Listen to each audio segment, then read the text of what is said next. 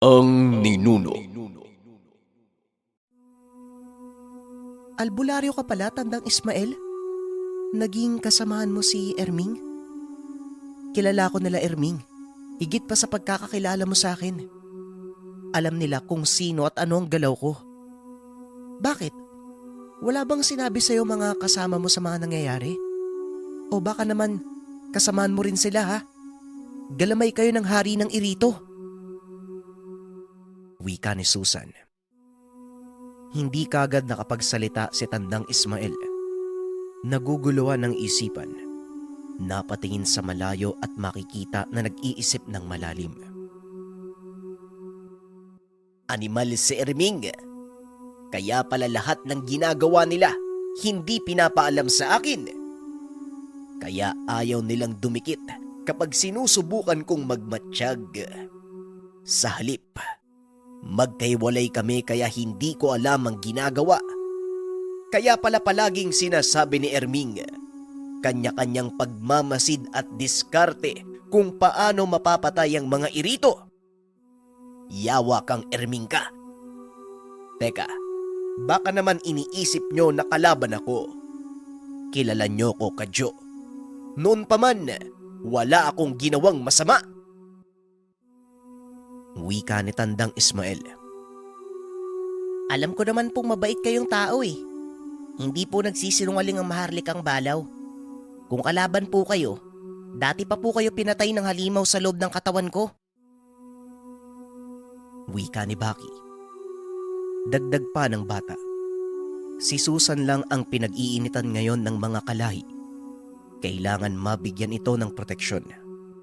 Sa kabila ng pagiging kalahating Irito, wala namang intensyon ng dalaga na manakit ng tao. Ngunit nagtataka si Baki kung bakit kampante si Susan na humiwalay sa kauri.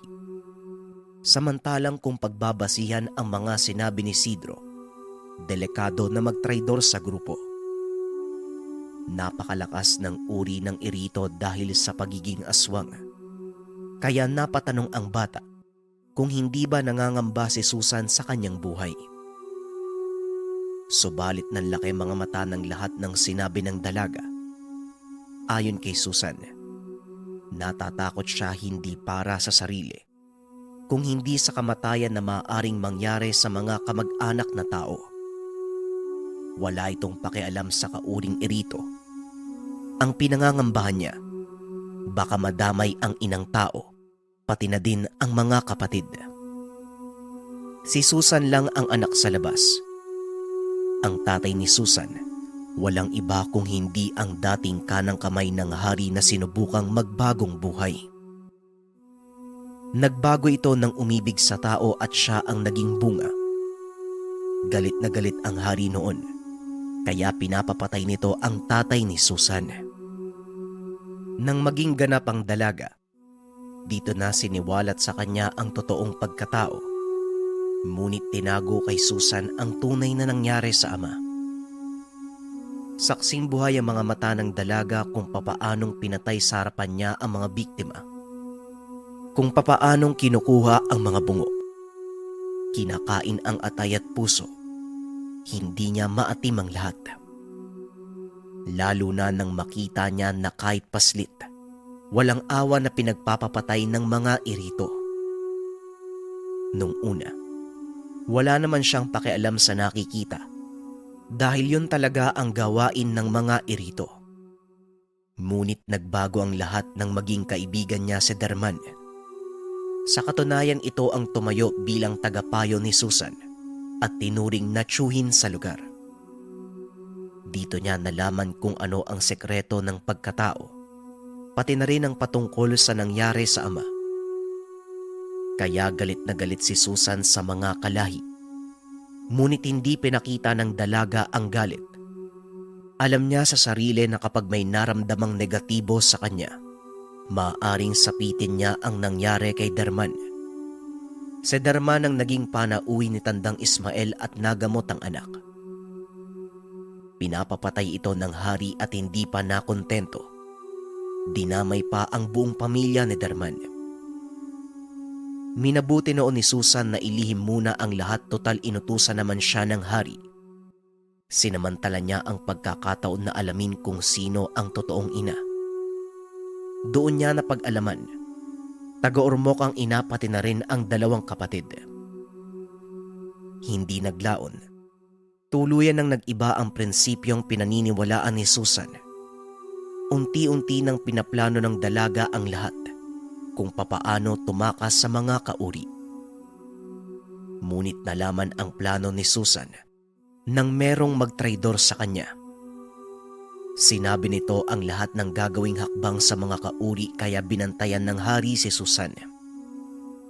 Sa oras daw na tumaliwas ang dalaga, papatayin ng hari ang nanay at mga kapatid ni Susan, maging ang buong angkan sa panig ng normal na tao. Kaya pinili ni Susan na magpasailalim na lang sa kapangyarihan ng hari. Tiniis niya ang lahat hanggang sa nakaisip si Susan na hikayatin ang iba pang mga kasamahan na dati pang nagtitiis sa pamamahala ng namumuno. Hanggang sa ipinapatay na ng hari ang mga mabubuting irito sa lugar. Ngunit idinaan niya sa ibang tao at hindi sa sariling kauri upang hindi siya pag-initan ng pinamumunuan. Nalulungkot si Susan dahil napatay din ang mga matatandang irito na naging kaibigan niya sa lugar. Napapailing na lang ng mga sandaling ito si Baki, maging si Tandang Ismael, Kadyo at Alberto. Sila ang kasangkapan sa masamang balak ng Haring Irito para sa pagpatay sa sariling kauri. Sinabi ni Baki kung ilang matanda na ang napatay niya. Ibig sabihin ate, hindi ka natatakot na madamay ang pamilya mo? Lalo na kapag nalaman ng hari na buhay ka pa. Sa kaigit sa lahat, nasa kamay ka pa namin. Wika ni Baki. Hindi kagad nakapagsalita si Susan. Makikita sa mga mata ang pangingilid ng luha. Naiintindihan nila ang pagiging aligaga ng dalaga kaya nagsalita si Alberto. Natanong ng panganay kung may paraan ba para hadlangan ng hari. Dito biglang nagsalita si Tandang Ismael. May paraan at siya na ang gagawa. Napaisip si Baki na maaaring tama si Tandang Ismael sapagkat may nabanggit si Sidro na makokontra lang ang kulam ng taong may malakas na karunungan. Dito nagliwanag ang diwa ng bata at nakaramdam ng gaan sa kalooban sapagkat maaaring kaya nga itong gawin ni Tandang Ismael. Sa pagkakakilala niya sa matanda, magaling ito at hindi hamak na may napatunayan na. Kaya noong sinabi ng bata na maliban sa pagtugis sa iba pang mga irito, isasagawa din ni Tandang Ismael ang prosesong alam niya para maprotektahan ang pamilya ni Susan. Hindi ganon kadali yon, Baki. Kailangan kasama ko mismo ang pamilya ni Susan. Dapat habang ginagawa ko ang proseso, kasama ko sila. Nang sa ganon, kakapit ang gagawin kong pangontra. Ano bang dapat, Susan? Pwede mo bang dalhin ang mga kaanak mo sa bahay namin? Pwede din sila sa bahay nila Baki. Maganda doon. Kahit gaano kalakas ang kulam, sigurado kong hindi tatalab. Maliban na lang kung sasadyain mismo ng mangkukulam. Siguradong alam mo kung bakit ito ang sinasabi ko, Baki. May tangan ang mga kapatid mo at nasa iyo pa ang maharlikang balaw. Wika ni Tandang Ismael. Nagtanong naman si Alberto kung ano nga ba ang pangunahin nilang gagawin. Ang sabi ni Tandang Ismael, sa lalong madaling panahon kailangan mahawakan ng albularyo ang pamilya ni Susan. Kung maaari, magsimula na kaagad hanggat may oras pa dahil ang mga kulam ng irito mabilis pa sa hangin kung gumalaw. Ganito na lang, para hindi gumulo ang sitwasyon. Ikaw Baki bunso, total nagagamit mo ang lakas ng maharlikang balaw sa paglalakbay. Ikaw na kaya ang kumuha sa pamilya ni Susan. Ano sa tingin mo? Wika ni Kadyo. Sumabat naman si Alberto. Ayon dito dapat may kasama si Baki. Paano matutunto ng kapatid ang lugar kung walang gagabay? Kailangan pa bang gabayan? Siguradong malalaman ni Baki kung saan ang lugar. Nasa kanyang maharlikang balaw. Wika ni Kadyo. Hindi kagad nakapagsalita si Baki. Makikita sa kinikilos ng bata na kinakausap ang sarili. Hindi daw kayang malaman ng maharlikang balaw, kuya. Lalo na karaniwang tao lang eh. Kung may masamang presensya, malalaman kagad ng balaw. Wika ni Baki. Ayon kay Mang Ismael, tama ang sinabi nito. Ang mga engkantong kagaya ng maharlikang balaw, biniyayaan ng malakas na pakiramdam. Kayang alamin ng balaw kahit malayo pa ang kalaban. Ngunit para lang ito sa mga nilalang na may espiritual na lakas, kagaya ng kapwa engkanto. Ang mga aswang, mangkukulam, at ilang pang may masasamang budhi. Mararamdaman din ng balaw, ngunit kapag nagtago ito sa sabulag, doon na may hirapan ang maharlikang balaw. Kaya din namang pakiramdaman ng balaw ang tao kung nasa kapitbahay lang. Pero kapag malayo na, hindi. Iisa lang ang presensya ng bawat tao. At kapag marami ang nasa iisang lugar, malilito ang maharlikang balaw. Susan, samahan mo na lang, pero huwag kang lalayo kay Baki. Wika ni Tandang Ismael. Dito biglang nagboluntaryo si Alberto na sasama din. Kahit papano kapag marami ang kailangan dalhin, makakatulong doon si Alberto. Wag na, Kuya Alberto. Kailangan ng kasama ni Kuya Kadyo at Tandang Ismael eh. Kaya ko na to. At Tandang Ismael, mas maigi siguro kumprontahin niyo si Erming. Sige na, magkita na lang tayo sa bahay. Halika na, Ate Susan. Wika ni Baki. Hindi naman na nagsalita pa si Alberto, habang si Tandang Ismael naman sumang-ayon sa sinabi ng bata. Matapos umalis nila Baki, kumilos na din sila papunta sa lugar kung saan nakatira si Erming. Sigurado ka ba dun sa sinabi mo kanina, kuya? Pagtulong talaga. Kanina pa kita napapansin. Palagi kang nakatitig kay Susan. Aba, meron ka pang paakbay-akbay. Halatang halata naman sa mukha mo, kuya. Ako na nga yung nahihiya para sa'yo eh. Wika ni Kadyo. Hoy, parang hindi mo na talaga ako nire-respeto ah. Bilang panganay ha, huwag mo kong ginaganyan. Kanina ka pa, Kadyo ah. Gusto mo bang dagukan kita? Ang dumi ng isip mo. Wika ni Alberto. Nang mga sandaling ito, patuloy na nababagabag si Tandang Ismael. Hindi pa rin siya makapaniwala na sa tagal na panahon nakasama si Erming. Ngayon pa lamang niya nalaman na meron itong tinatago. Pinagkatiwalaan pa naman ni Tandang Ismael si Erming at binagian niya pa ng maraming kaalaman. Sabay silang nag-aral ng karunungan. Kilala ang bawat isa.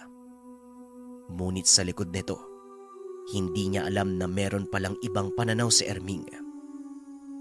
Yung tiwala at pagturing na kaibigan, ngayon ay napalitan ng galit at pagnanais na saktan si Erming. Habang binabagtas ang daanan, tinatanaw sa malayo ni Tandang Ismael ang bahay nila Erming. Sinusuri ng matanda ang paligid at baka nakaabang ito sa kanya. Alam niya sa sarili, bagaman nakapaghanda siya para kumprontahin si Erming, siguradong pinaghahandaan na siya nito, lalo na't maaaring alam ni Erming na nabunyag na ang sekreto.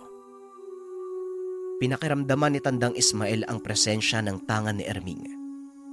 Kabisado niya ito, ngunit ng mga sandaling iyon, nagtataka ang matanda. Kahit presensya ng tao wala sa paligid ng bahay ni Tandang Erming. Kagad naisip ni Tandang Ismael na baka gumamit ito ng sabulag. Kaya kagad niyang inabisuhan si Alberto at Kadyo. Huwag magpakampante dahil baka nagbabantay lang si Erming sa lugar. Sandali lang, Kadyo. Dito muna. Huwag muna tayong papasok sa loob ng bakod nila. Hayaan natin na lumipas ang ilang minuto. Huwag kang padalos-dalos. Wika ni Tandang Ismael. Hindi naman nagmatigas si Kadyo at Alberto. Tumigil ang dalawa. Nasa tabi lang sila ni Tandang Ismael at kita sa muka ang pagiging agresibo. Wala naman po atang tao eh. Ano po bang kinakatakutan nyo, Tandang Ismael? Di ba ang sabi nyo, walang katapatang tanga namin ni Kadyo? Wika ni Alberto. Tama ka, walang katapat. Pero wag tayong magpakampante. Malakas ang gabay niya. Tangan niya ang 3 itim na sadsad. Katulad ng balaw, nanggaling din ang mga iyon sa mundo ng mga engkanto. Pero napakasama. Nakita niyo naman ang naging reaksyon ni Baki nang makita si Erming. Nagwawala sa katawan niya ang maharlikang balaw. Wika ni Tandang Ismael. Maya-maya pa nabagot si Kadyo. Pinili nitong umabante ng lakad. Sa kabila ng pagtawag ni Tandang Ismael, hindi nakinig si Kadyo. Hanggang sa sumunod na rin si Alberto. Nang makarating sa bakuran, bigla na lang tumigil si Kadyo. Napatingin siya kay Alberto at makikita sa muka ang takot. Bakit? Anong meron? Tanong ni Alberto. Hindi mo ba nakita? May dumaan dyan oh. Parang mga itik eh. Pero mukhang ewan. Maliliit yung sukat. Parang ganito kalaki oh. 2 dangkal pero nakakatakot yung itsura. Tugon ni Kadyo. Sandali nga. Parang niloloko mo ata ako eh. Wala naman ah. Ay sus, walang tao dito. Tandang Ismael, walang tao! Wika ni Alberto. Hanggang sa bigla na lang tumalon si Kadyo at tumakbo. Papalapit siya kay Alberto. Anak nang, ano ba yun? Parang may kumalmot sa mapa ako ah. Teka, huwag ka namang humarang sa daanan, kuya. Wika ni Kadyo. Ano bang nangyayari sa'yo? Kanina ka pa! Wika ni Alberto. Naudlot ito nang makita ang 2 bagay na gumagalaw. Nakapatong ito sa bakurang kawayan. Tinitigang maigi ni Alberto hanggang sa unti-unting rumehistro sa paningin ng panganay ang ubod na pangit na nilalang. Hindi niya maipaliwanag ang itsura. Basta nakakatakot. Hindi nakagalaw si Alberto. Dahan-dahan niyang inangat ang kamay sabay duro sa nakikita. Tignan mo, Kadyo. Ano yan? Mukhang impakto. Wika ni Alberto. Paglingon naman ng kapatid, napatigil ito sa paghinga at tumango. Yan yung nakita ko kanina. Di ba totoo yung sinasabi ko? Teka, huwag mo namang higpitan yung hawak mo sa akin. May isa pa. Tignan mo sa paanan natin. Tignan mo oh. Sa baba. Linti naman oh. Tugon ni Kadyo. Pagbaba ng tingin ni Alberto, hindi niya napigilang mapatalon at kumaripas ng takbo papalapit kay Tandang Ismael. Habang si Kadyo naman, nawalan ng balanse at natumba sa lupa. Tatayo sana si Kadyo. Ngunit bigla na lang pumatong sa dibdib niya ang nilalang. Hanggang sa napansin ni Kadyo na tila may kakaiba sa katawan. Sobrang lamig at hindi niya maigalaw ang mga kamay. Maging ang mga paa hindi na maramdaman ng binata. Hanggang sa unti-unting nilalapit ng nilalang ang muka kay Kadyo. Dahilan kaya napapikit ang binata at piniling sumigaw. Ngunit para siyang nabubulol. Nanigas na rin ang dila. Hindi na magawang makabuo ng kataga. Nakikita ni Kadyo ang kumikinang na mga mata ng nilalang. Kulay pula na tila nagbabaga. Sinabihan ko kayo na huwag magpakumpiyansa. Ay sus, Ginoo. Pinakawalan ni Erming ang mga alaga niya. Animal, napakadelikado. Kahit malakas ka, kapag napangunahan ka ng takot, mas kakapit ang kapangyarihan ng sadsad. Teka Alberto, baka mamatay si Kadyo! Wika ni Tandang Ismael habang papalapit kay Kadyo. Si Alberto naman, hindi nawala sa muka ang matinding takot. Bagaman naranasan niya ng makipagpatayan laban sa mga aswang at nakita kung gaano kabangis at nakakatakot ang balaw, ibang-iba ang pakiramdam niya nang makita ang maliliit na nilalang. Yung tapang niya ay tila napalitan ng pagkabahag. Nakatingin lang siya sa matanda habang papalapit kay Kadyo. Tinataboy ni Tandang Ismael ang nakatungtong sa dibdib ng kapatid. Naririnig ni Alberto ang tunog ng pusa na naipit mula sa nilalang. Napakatinis ng boses. Masakit sa tenga kung papakinggan. Hanggang sa kumuha ng kahoy si Tandang Ismael. Sinundot ang nilalang hanggang sa lumundag ito sa lupa. At dito pa lamang nakapagsalita si Kadyo. Mabilis na bumalikwas ang binata. Sabay amba ng sipa doon sa sadsad. Kaso bigla na lang itong naglaho. Linte. Kuya Alberto, anong ginagawa mo dyan? Iniwan mo ko eh. Teka, anong impacto ba yung Tandang Ismael? Bakit hindi ako nakagalaw? Tanong ni Kadyo. Itim na sadsad. Mabuti na lang nataboy ko. Hindi ka talaga makakagalaw. Tinitigan mo ba naman sa matay? Yon ang abilidad ng sadsad. Mapaparelisa ang katawan mo sa oras na mahulog ka sa hipnotismo. Sabi ko naman sa'yo, huwag kang lalapit. Hindi kayo naniwala sa akin. Tandaan nyo, kilala ko si Erming, kaya alam ko ang mga kakayahan niya. Wika ni Tandang Ismael. Nagtanong naman si Kadyo kung ano ang kailangan nilang gawin. Ayon sa matanda, lumayo muna sila ng kaunti, basta wag na munang lalapit sa bakuran. Nakakatiyak siyang hanggang doon lang ang kayang maabot ng mga sadsad. Tapos ano? Mag-aantay lang tayo dito. Tanong ni Kadyo. May gagawin ako. Hindi natin madaling mapapasok ang lugar kapag malayang nakakagalaw ang mga alaga ni Erming. Mabuti sana kung nandito si Baki. Siguradong hindi tayo mahihirapan. Wika ni Tandang Ismael. Lumayo sila ng kaunti sa lugar. Mga ilang metro mula sa bakuran. Nang mga sandaling ito ay nagyaya ng umuwi si Alberto. Hindi niya alam kung bakit kinikilabutan siya sa lugar. Maging si Kadyo ganun din ang nararamdaman. Ang sabi ni Tandang Ismael, nakakatakot sa aspetong pisikal ang balaw. Ngunit ang sadsad, may abilidad lang itong manipulahin ang isipan ng tao. Paraan nila ito upang matakot ang kalaban. Ito ang abilidad na kayang basagin ang tapang ng isang tao. Maliban pa dyan, sobrang talino at mabilis ang mga sadsad. Bagaman makikita sa mukhang lampa ang katawan, pero kapag gumalaw hindi ka panipaniwala. Pumapatay ang sadsad sa pamamagitan ng hipnotismo at napakagaling din sa pagligaw ng tao. Mga isang oras ang lumipas. Naroon pa rin sila sa lugar. Habang nakapwesto sa isang banda ang magkapatid.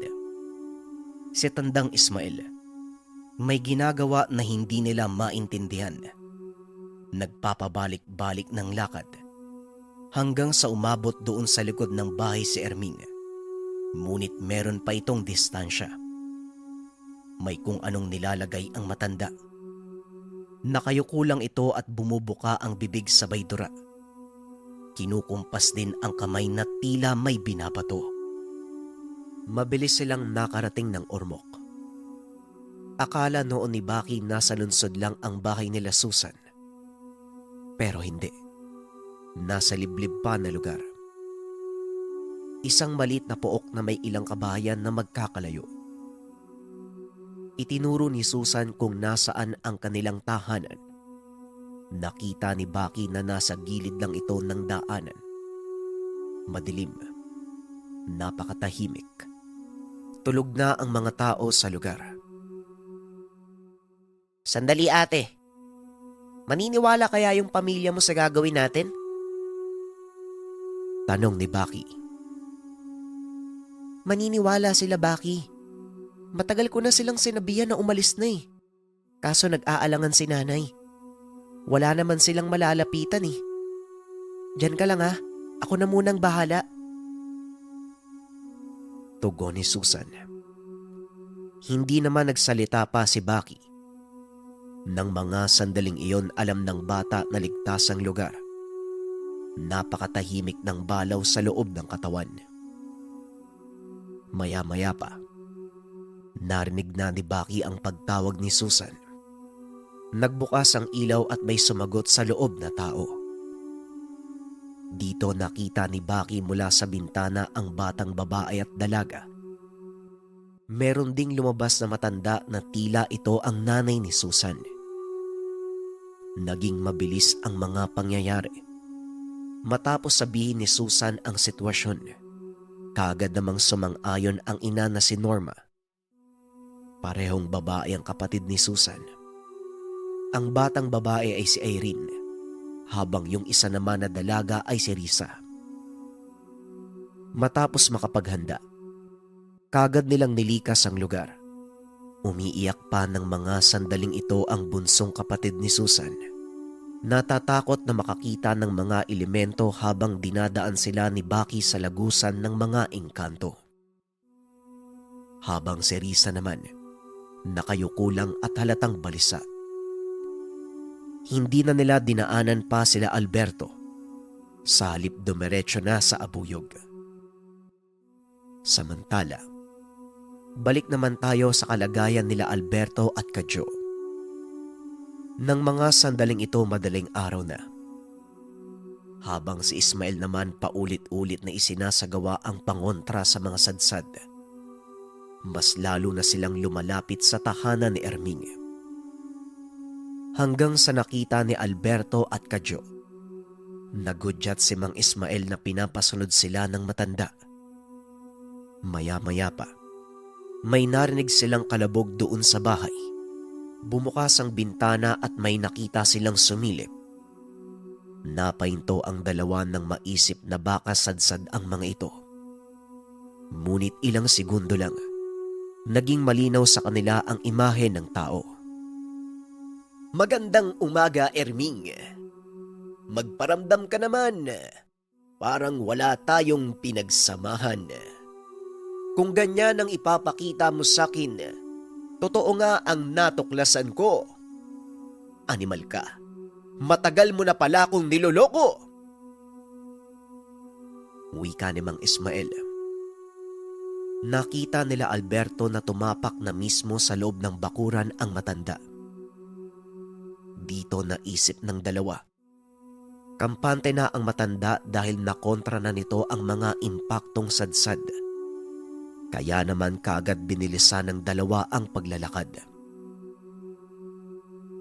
Ano ba kuya? Huwag mo nga akong tinutulak. Natatakot ka no? Tanong ni Kadyo.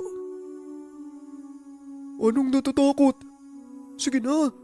Ang dami mo pang sinasabi. Susuntukin talaga kita. Sige ka. Tugon ni Alberto.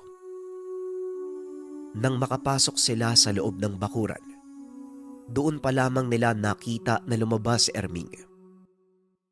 Nagulat si Alberto dahil bitbit nito ang isang mahabang itak. Sumasayad pa ito sa lupa at kumikinang ang talim. Maliban pa dyan, nasa likuran ni Erming ang 3 itim na sadsad. Akala mo ba matitinag ako sa hawak mo? Abay teka, kilala mo naman siguro itong mga kasama ko. Maaring nalamangan mo sila kanina gamit ng gabay mo. Pero ngayon, hindi na makakalapit ang mga yan. Alam mo ba kung ano yung nakita mong halimaw doon sa lugar ng mga irito? Isang uri ng maharlikang balaw. At itong dalawang tao na pagkalooban ng tangan mula sa balaw. Hindi ka ba natatakot? Kaya nilang pisain ang katawan mo na parang kamatis. Tingin mo, uubra kaya ang abilidad mo sa dalawang ito? Kadyo, Alberto, banatan nyo na! Wika ni Mang Ismael. Nang mga sandaling iyon, nakaramdam ng galit si Kadyo. Akala niya si Mang Ismael ang lalaban pero sila pala ni Alberto ang mapapasubo. Ang ganda ng mga sinabi mo, Mang Ismael ah. Ang angas na sana eh. Ang dami mong sinabi, kami naman pala yung lalaban. Wika ni Kadyo. Oo nga naman, teka. Ikaw na yung mauna, Kadyo. Ikaw na yung malapit eh. Mag-iingat ka ah. Mukhang nangangagat yung mga impakto eh.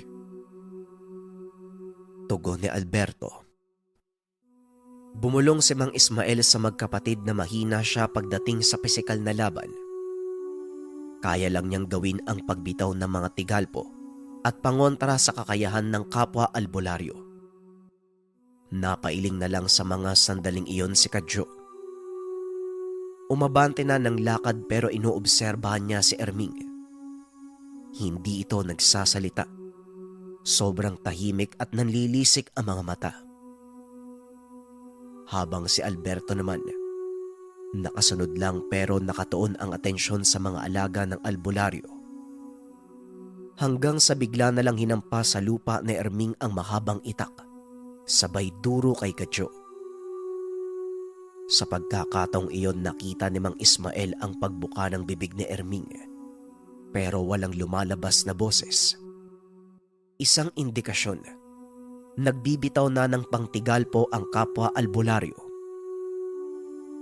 Gulat na gulat si Mang Ismael dahil hindi tinatablan si Kadyo. Sa halip kinukusot ang mga mata na tila napupuwing lang. Nagpatuloy sa pag-abante si Kadyo at tinapik ang itak. Sabay bitaw ng malakas na suntok sa mukha ni Erming. Tumumba si Erming at narinig sa lugar ang pag-ungol ng matanda. Teka, anong klaseng tao ka? Tanong ni Erming. Hindi nagsalita si Kadyo. Dito palang lumapit si Alberto sabay amba ng pagsipa ngunit hinarang ito ni Kadyo. Wag na. Sapat na yung ginawa ko bilang tanda sa kanya. Kagad namang lumapit si Mang Ismael at kinuha ang itak na hawak ni Erming. Kasabay nito kinuha din niya ang tangan ng albularyo na nakasugbit sa tagiliran. Ang tangan na kung tawagin mo siya ng labong. Ito ang ginagabayan ng 3 itim na sadsad. Matapos makuha ni Mang Ismael ang tangan, dito biglang naglaho ang mga gabay ni Erming. Ngayon naniniwala ka na. Totoo ang sinasabi ko, Erming. Kinargahan mo pa ang itak mo. Tignan mo ang suot nilang damit. Punit-punit, hindi ba? Pero walang sugat. Alam mong mga irito ang kinalaban nila kanina. Kahit kalmot ng irito hindi tumalab, ito pa kayang simpleng karga mo. Sinubukan mo pa talagang magbato ng tigalpo. Ayan, nakatikim ka tuloy. Kung sumuko ka na lang sana. Akalain mo, pinahabol mo pa ang magkapatid sa mga alaga mong mukhang daga. Bueno, hindi naman ako nagtatanim ng sama ng loob kahit traidor ka. Kahit papano may pinagsamahan tayo. Sa susunod na pagkikita natin, isipin mo na lang nakalaban mo na ako. Halika na, Kadyo at Alberto. Hindi na lalaban yan. Wika ni Mang Ismael. Hindi nakapagsalita si Erming. Tulala lang ito at sinusundan ng tingin ang 3 habang papalayo. Ang sabi ni Mang Ismael sa dalawa, bukod kay Erming may iba pang dapat mabigyan ng leksyon. Bigyan ng leksyon? Mamaya kami na naman yung lumaban eh. Tama po ba? Wika ni Kadyo. Abay, sino pa nga ba? Ang pinaliwanag ko sa inyo, malakas lang ako sa espiritual na pakikipaglaban. Ano pang dapat niyong gawin? Di ba nga, Salvador din kayo kagaya ni Baki. Pero huwag kayong mag-alala. Tutulong pa rin ako sa inyo. Pero hanggang sa espiritual nga lang. Tugon ni Mang Ismael. Alam mo, Kadyo, gusto ko nang saktan yung matandang yan eh. Ang angas magsalita. Parang ginagawa tayong laruan eh. Bulong ni Alberto kay Kadyo. Huwag na, hayaan mo na lang. Ako din naman nababanas na dyan eh. Tignan mo nga yung katawan yan. Mukhang isang ubo na lang. Mamamatay na yan eh. Ang laki mo pa naman. Teka, anak nang. Tinapakan mo pa yung tsinelas ko, kitang sira na eh. Sandali. Bakit dito tayo dumadaan? Pansin mo ba kuya? Hindi naman tayo dumaan dito kanina. Wika ni Kadyo. Mang Ismael, magtatanong lang po. Bakit dito tayo sa kalsada? Di ba dapat sa gubat? Tanong ni Alberto. Ang sagot ng matanda. Iba ang dinaanan nila kanina. Maganda kapag kasama si Baki. Ngunit ngayong wala ang bata. Siguradong kapag dumaan sila sa gubat, aabutin sila ng isang araw bago makauwi. Kayong dalawa, sasakay tayo ng sasakyan syempre. Kapag dumaan tayo sa gubat, bukas na ng gabi ang dating natin. Gusto nyo ba yun? Wika ni Mang Ismael. Oo nga no. Bakit hindi ko yun naisip kagad? Mukha tuloy akong ewan. Ikaw kasi Kadyo eh. Hindi ka nalang magtiwala kay Mang Ismael eh. Wika ni Alberto. Wala namang nagsabing magtanong ka kay Mang Ismael eh. Ikaw yung kusang nagtanong dyan tapos ako yung sisisihin mo. O teka, bakit parang galit ka? Biro lang eh. Huwag ka na nga sumimangot. Ang taba mo na nga tapos lukot pa yung mukha mo. Wika ni Kadyo. Maya-maya pagputok ng bukang liwayway, may napapadaan na ng mga sasakyan. Sumakay ang tatlo at nakarating sila sa abuyog angat na ang araw. Dumaan muna sila sa tahanan ni Mang Ismael. Walang ibang tao maliban sa mga kaanak ng albularyo. Nang mga sandaling iyon umuwi muna ang matanda. Ang sabi magpapahinga muna at punta na lang siya kung sakaling dumating na si Baki. Hindi naman na nagsalita pa ang magkapatid. Habang binabagtas ang daan, natanaw na nila ang tahanan sa itaas ng burol.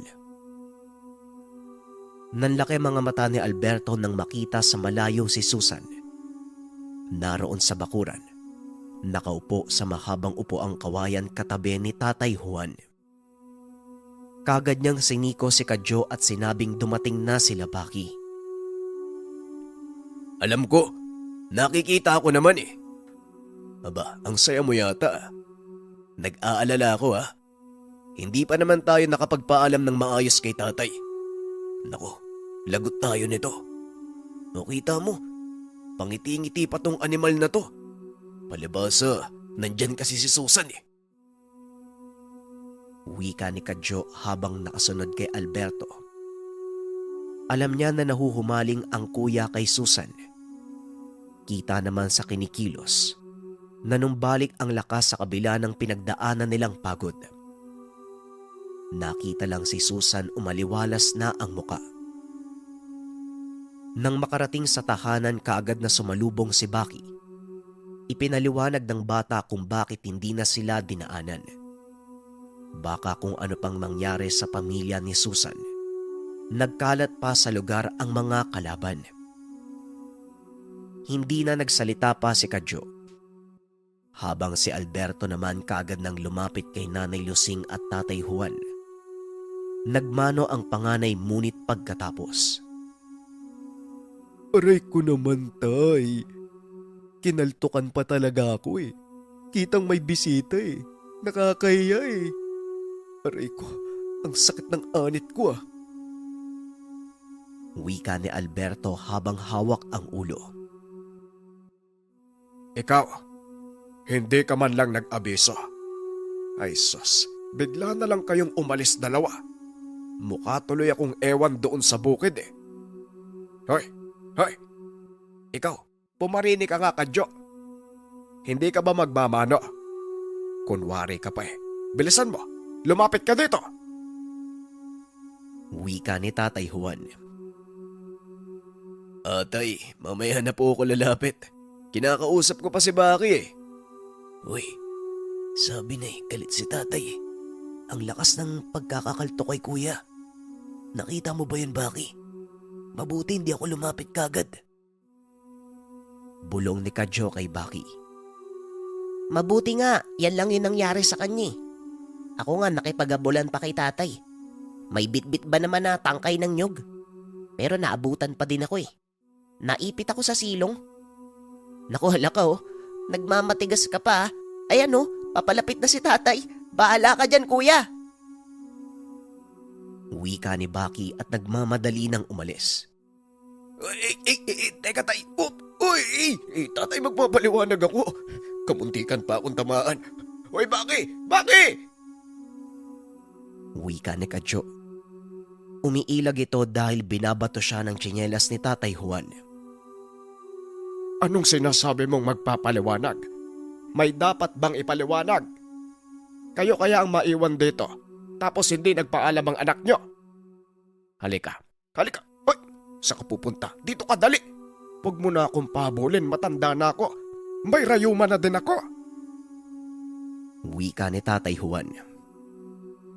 Ay, teka, sandali lang, wag naman po yung patpat. Ay, aray ko naman. Nagpaalam naman kami.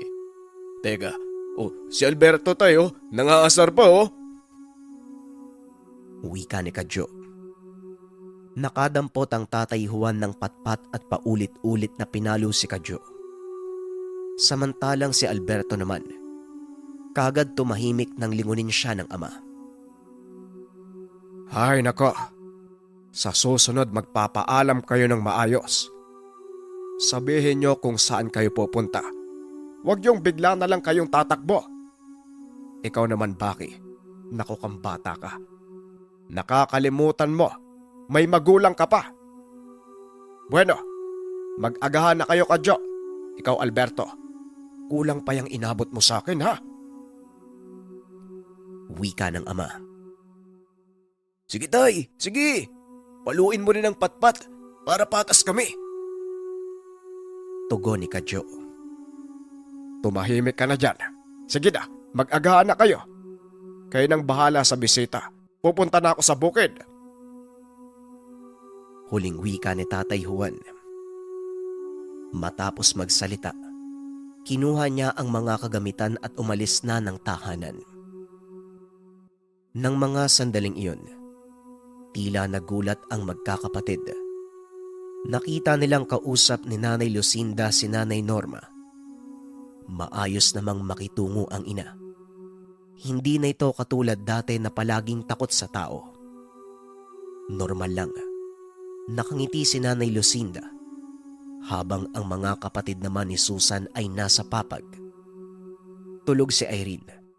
Samantalang si Teresa naman, inaayos na ang kanilang mga kagamitan. Dito ko sila dinala. Mas maiging dito na lang kumpara sa bahay ni Mang Ismael. Ayos lang naman yun sa inyo, Kuya Kadyo, Kuya Alberto. Dito na lang kayo sa baba matulog May kamalig naman sa likod Wika ni Baki. Wala namang problema sa akin. Pansamantala lang naman Nga pala, Susan, isipin nyo na bahay nyo din to ha. Huwag kayong mahihiya. Kung anong nakasanayan ng nanay at mga kapatid mo sa inyo, malaya sila dito. Pagtiyagaan nyo lang yung bahay. Maganda naman dito eh. At saka sariwa yung hangin. Wika ni Kadyo. Tumango naman si Susan. Nagpasalamat ang dalaga. Kaso nga lang halata sa muka ang sobrang pag-aalala. Nang mga sandaling iyon nawala sa paningin ni Baki si Kadyo at Alberto. Pagtingin ng dalawa sa silong ng tahanan, nakita nilang natutulog ang kapatid. Hindi na nila ginising pa. Pagod ito kaya hindi na kinaya ng katawan. Naging maayos naman ang kalagayan nilang lahat sa mga araw na lumipas. Kasabay nito ang ginagawa ni Mang Ismael sa pamilya ni Susan. Naalala noon ni Baki, tuwing 3:00 ng hapon nasa likod sila ng tahanan. Nasa kamalig at doon isinasagawa ni Mang Ismael ang pangontra sa mga banta na maaaring dumating sa mag-anak ni Susan. Nakahilera sa papag ng kamalig at may pinapahid si Mang Ismael sa mga noon nito. Pinapausukan din sila ng matanda ng bunot na nilagyan ng dahon ng kalamansi. Hanggang 6:00 ng gabi ang proseso. Maliban pa dyan, naglalagay si Mang Ismael sa paligid ng bahay ng mga pangontra. Samantala, nakapagtatakang tumutulong si Tatay Juan kay Mang Ismael. Alam ng magkakapatid na hindi biyasa ang ama, pero tila pulido ang proseso na ginagawa ng tatay, lalo na sa usaping pangontra. Sa katunayan, kung titignan sa kinikilos ni Mang Ismael at Tatay Juan, hindi hamak na mas mapagkakatiwalaan ang galaw ng ama. Maging si Mang Ismael naninibago kay Tatay Juan. Pero lingid sa kaalaman nilang lahat, maging si Baki walang ideya na kinakausap din ng ama ang maharlikang Balaw. Hindi naman ito sinasabi ng Balaw kay Baki. Maging si Tatay Juan walang sinasabi sa mga anak. Inabisuan siya ng Balaw na wag nang ipagsabi dahil dadagdag lang ito sa isipin ng bata. Tuwing gabi nag-uusap si Tatay Juan at ang maharlikang Balaw. Kapag nakakalabas ang Balaw sa katawan ng bata, tinuturuan nito ang ama ni Baki kung ano ang mga dapat gawin sa paligid ng bahay. Mga batayan at kaukulang kaalaman na hindi hamak na mas mabisa kumpara sa proseso ng mga albularyo. Paano ba naman kasi? Wala talagang tiwala kay Mang Ismael ang maharlikang Balaw.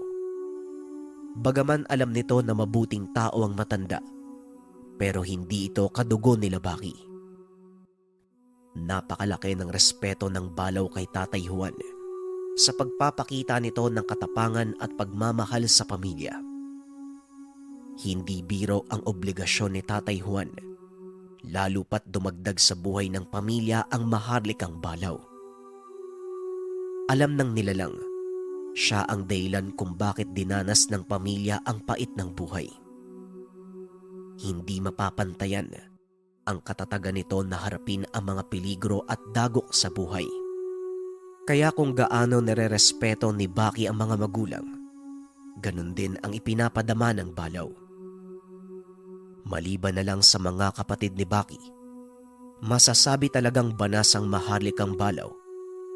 Mali ang lahat ng ginagawa ng mga ito. Imbis na makatulong, nagiging pabigat pa lalo ang dalawa kay Baki. Sabihin mo sa akin, Juan, saan mo natutunan ang paraang iyan? Kung hindi ako nagkakamali, pangontra yan sa masasamang elemento. Abay, marunong ka pala niyan. Nakakamangha. Akala ko kung ano ang gagawin mo sa manok na dala mo. Wika ni Mang Ismael. Kasalukuyan noong nasa dalisdis ng burol si Tatay Juan. Nagsasagawa si Mang Ismael ng pangontra, pero iba ang nakita niya kay Tatay Juan. Naglagay ito ng pinagpatong-patong na bato. Kinatay ang manok at pinatakan ito ng dugo. Hindi nag-uusal at walang binabanggit na kataga. Naway protektahan niyo kami ng pamilya ko at kasama pa ng ibang nasa tahanan. Wika ni Tatay Juan. Napapailing na lang si Mang Ismael ng mga sandaling iyon. Hindi niya lubos akalain dahil ang pamamarang ito ay namumukod tangi. Kailangan pa ng maraming proseso. Ngunit sa ginawa ni Tatay Juan, tila ora mismo nagkabisa ang dasal. Kagad niyang naramdaman na lumakas ang presensya ng lugar at nagkalat ang mga mabubuting lamang lupa. Sandali nga, parang merong iba. Siguro biyasa ka talaga. Itinatago mo lang sa akin. Tanong ni Mang Ismael. Mga nakuha ko lang yan ng kaalaman sa mga natanong ko noon nung magkaroon ng problema ang pamilya ko. Hindi lang naman ikaw ang nilapitan ko meron pang iba. Sa katunayan, nakarating ako sa Bohol noon. Nagbabakasakali lang. Talagang naiipit na ako noon At kahit ikaw, hindi mo mahanapan ng paraan ang nangyayari sa pamilya ko. Kaya yung mga nakikita mo, natutunan ko lang noon.